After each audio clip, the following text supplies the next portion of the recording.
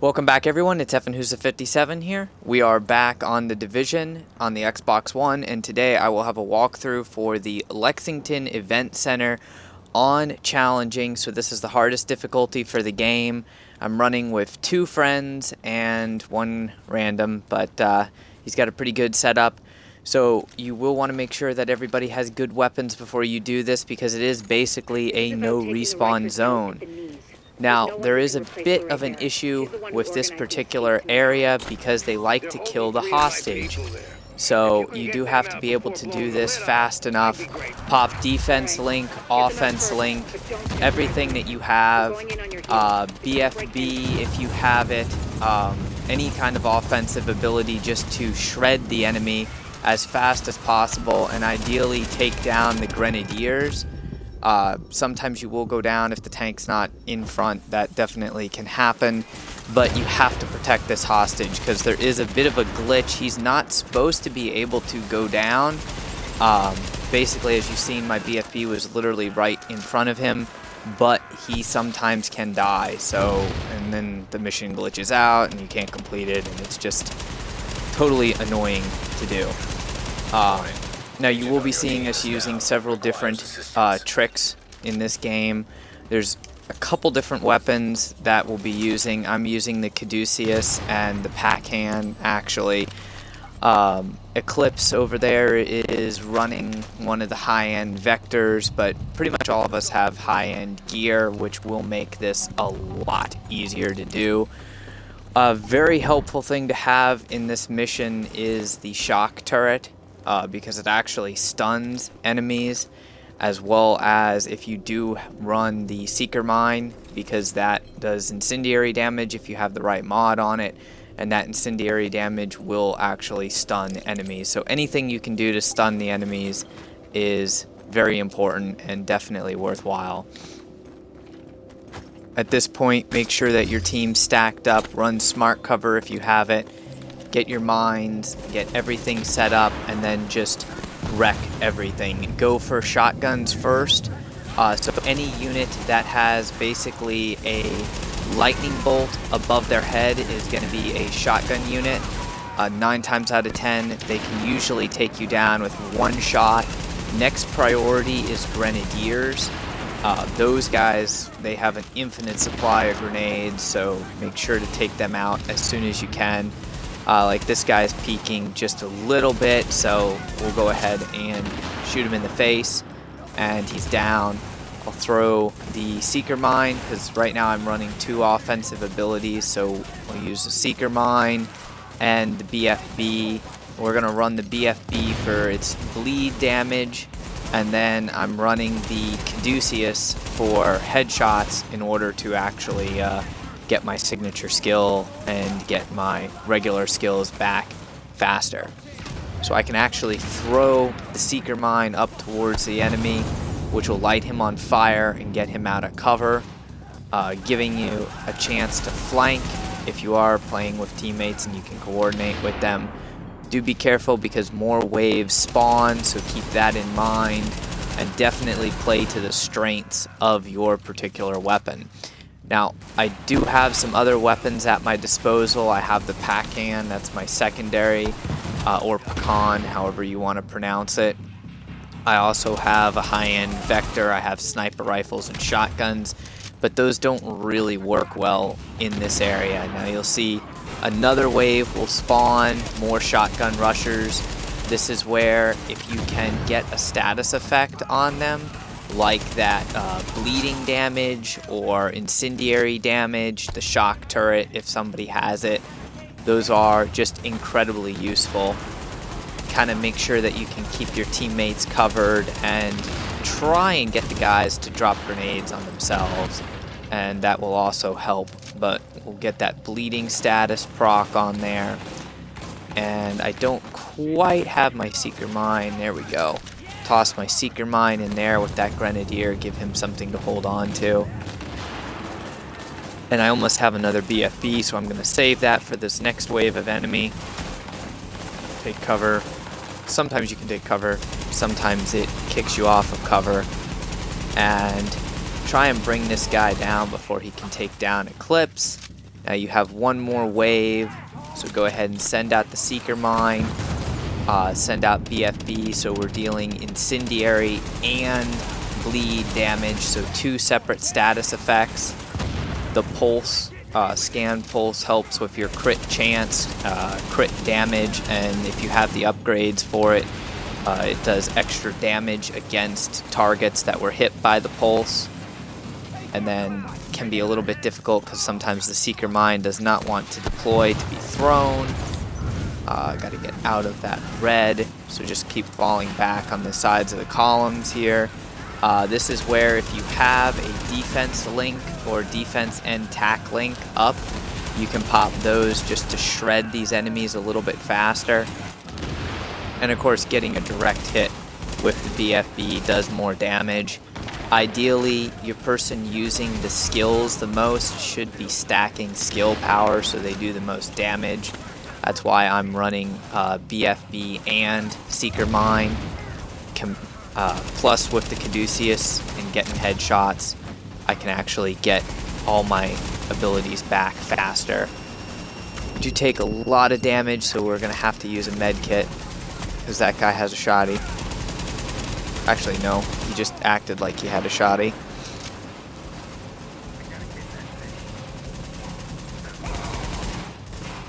And then you're pretty much done. You have the hostage that you have to secure. If this is your first time running through the mission, then you might want to actually stay and pay attention to the dialogue. If not, just simply run upstairs and you can be waiting at this door. That'll be the next area you have to go through. There's an echo here. If it's your first time running through the mission, make sure you read that. If you're just farming this, don't bother with it. Also, a refrigerator there normally gives you a bottle of water or soda or something like that, which helps on shredding these health bars. And then wait for everybody in the elevator. Now, one very important thing to keep in mind with this elevator, when you get to the upper floor, you can actually hurt yourself pretty bad. So you can get stuck in the elevator if you're not careful. And you want to avoid that. Basically, it is this right-hand corner, and you can actually get pushed out of the elevator, and you'll be kind of in a space in the map, but not like under the map. So yeah, you're behind the elevator, and it's just no fun. Basically, get everybody stacked up and ready to go, smart cover, everything like that, and then you can either save your pulse if you want to, or if you have multiple people running the pulses, go ahead and use them. But just kind of make it a free-for-all. Watch this area because they just love to bombard it with grenades, and you pretty much can't see what you're doing, and you can also get caught on these steps where you can't move. So yeah, that's very annoying. They will rush you, so again, status effects are very important. Go for your headshots, your staggers. You can use a shotgun if you want to. Personal preference on that one. Seeker Mine is very useful simply because of its fire status proc, and then literally enemies can't do anything. And since they throw a massive, just a stupid amount of grenades, it's very nice to have that status proc where they can't do anything. As soon as I get my Seeker Mine back, I'll try and throw it right on top of those guys. I want to hit as many of them with that Seeker Mine as possible, and this way they can't do anything while they're on fire. So I'll go ahead and send out my Seeker Mine again, use the BFB on this guy over here, and then try and just land those headshots. But that does not look like it's going to happen, and at least that was only a flashbang. So we'll give him the incendiary grenade, and then go ahead and hit those guys with the BFB, and just basically keep trying to proc your status effects as much as possible on as many enemies as possible. Go ahead and send out that BFB again. Now we pop smart or defense link just to give us a bit of a damage resistance boost, and I can come out here and kind of take some more damage to the face and just get a bit of a better angle on these enemy in order for throwing my grenades and seeker mines. And they love to do grenades. So another thing, I'm going to actually go ahead and revive Stone, but I'm going to do a double revive, which is something that makes challenge mode a lot easier, and it's basically where you just continue to hold X, and as long as you don't get killed or procced with a status effect in the process, there you go. You see it says I revive Stone Beetle a second time. So now if he takes enough damage to go down, he'll basically get instantly picked back up again. And that'll work for one time at least. Might get out of there. And of course you have kind of like sticky armor in this game, which can be incredibly annoying when trying to avoid grenades. Some people prefer having somebody with a riot shield there to kind of tank, but when you're doing the amount of damage that we're doing, your DPS players end up pulling the aggro unless that person has like a loud vent break that increases threat. So do keep that in mind when you're doing this. Send that Seeker Mine out. So we got fire procced on him. He got fire and bleeding procced. So 2 separate procs on that. You can kind of come out, push forward a bit. You want to make sure that you have halfway decent cover because there are extra snipers on the left, so keep that in mind. And they do love grenades. It's literally almost like grenades at war. That guy's already bleeding, so I'll throw the Seeker Mine at him, try and tag both of those guys with the BFB, and then pretty much just push up, take them down as you can, aim for headshots if at all possible. They do more damage, that goes without saying. But with your weapon, whatever weapon you're running, I'm running the Caduceus, so headshots for me decrease my skill cooldown. So basically I can get all my skills back within like 7 or 8 headshots, and it's just super effective to do it that way. You will have one more sniper to deal with, but they're not really that hard. I don't need to waste ammo, so I'll use my con to take him out.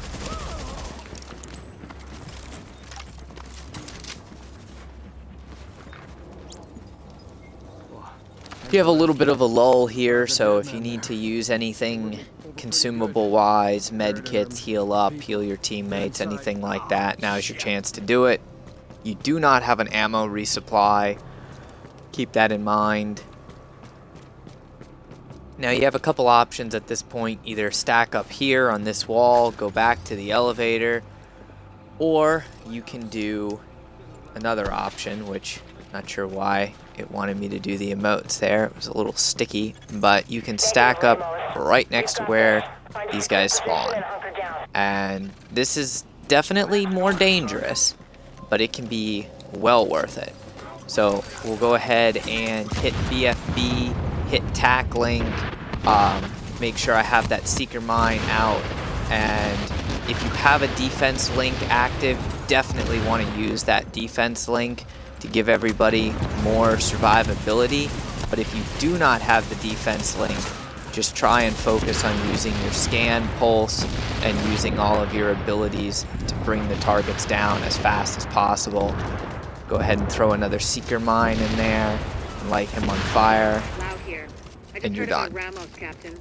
Glad we reached him in time. Thanks for that. And the secret is you gotta beat the elevator door. Agent, you're gonna want to unlock the maintenance access. The building blueprints show a security control room down in the basement. Just kidding. It actually opens on its own. It's more fun to smack the door into submission, though.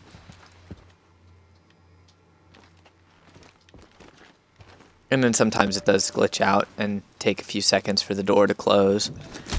Why not, right? Like, why would you make an elevator door that instantly closed when you press the button? I mean, you know, that would actually make sense. Now, depending on the weapons that you have, if you have like the Midas, you can use it to get your signature skill back quicker. It just really depends on your team. Now you have an ammo restock right there. You have more enemies in here. Would be a little bit better for him to deploy smart cover a little bit further up, but that's okay. Again, kind of lead with your abilities. I think, yep, there's a shotgun guy right on me. In a way, no surprise, because this area is full of shotgun chargers, and you'll go down super quick trying to actually get to cover because we were not pushed up far enough. I like to push up a lot farther and kind of get a little bit of a foothold, but it's really personal preference. You can do it from back here. You just got to kind of watch your shots because only one person can stack up on either side of the door. So only one person is going to actually get the benefit from like your smart cover. So now that they moved up, I can take cover on this wall and get the benefit from that smart cover now. And then we're just going to keep using the BFB every time it comes off cooldown, because that does a lot of damage, as well as procs the bleeding effect. Use the Seeker Mine, which I have the mod on it, that's the incendiary one, so that'll force targets out of cover, which is very helpful.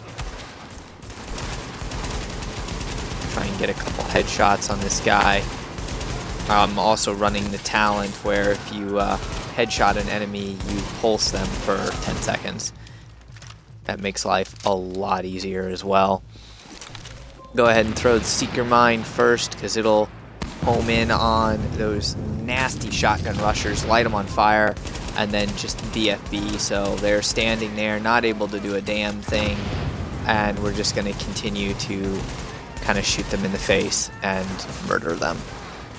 Extremely effective. There we go. Gonna toss them another Seeker Mine. Get a few headshots on this guy. See, he just got pulsed and then hit by the shock turret. There's only one of them, but that's okay. Go ahead and use the BFB to proc bleed on him. And of course, you want to take down the brute or the machine gun guy, whatever you want to call him. You want to take him down as fast as possible. He's not technically the most dangerous, but he's one of the most dangerous. And that blast indicator was not even next to me. But okay, we'll take that.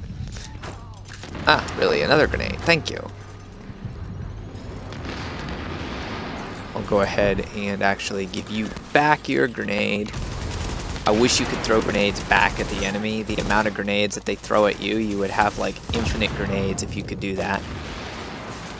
Use the Seeker Mine again. And I'm stacking basically skill power and firearms DPS. So I don't have as much health as some of my teammates do, which I'm not as tanky. I'm definitely nowhere near as tanky. But I can do a lot of damage both with firearms and with my skills. Plus I get my skills back pretty quick, and I'm running a couple armor mods that actually give me increased skill cooldowns. Well, I guess decreased skill cooldowns depending on how you look at it. It's only like, I think 8%, but it still helps out a lot. And then my signature skill resources, I have a gear mod that gives me 3% more signature skill resources.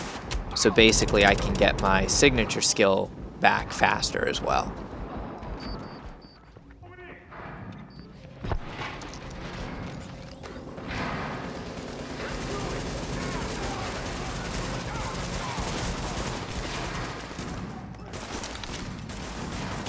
That hit the freaking...